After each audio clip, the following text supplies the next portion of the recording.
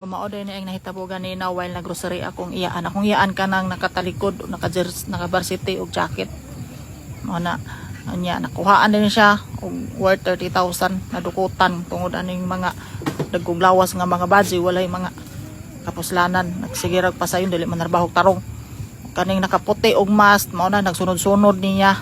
Ambot kung siya ba siguro ng apil na kaitom og mask ay nag-apil naman sa senaryo.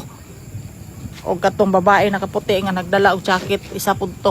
So kani nga time no busy kayo akong iyaan ani pangita sa iyang mga palitonon kay display lagi sa iyang sari-sari store in town.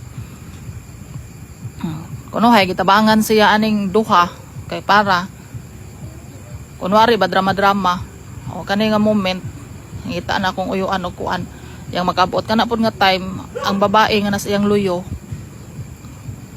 kuot na iyang sling bag, gikuot na, gi-open na, ako din ang iyan ang nakabluha, tanawa na nagsunod niya, o kana, nagsaksid yun sila, iya pang gitudlo, para dili mapansin, na nakuha na, gikuha na, unya, gihubot na, gihatag dayon niya dito sa nagdaladalag basket, o agitabunan no, tanawa, o dito sa talikod na, kitanaw pa nila akong iyaan, wala na, sunod pa akong iyaan sa ilaha, without knowing, wala na dahil siya kwarta sa iyang burusa.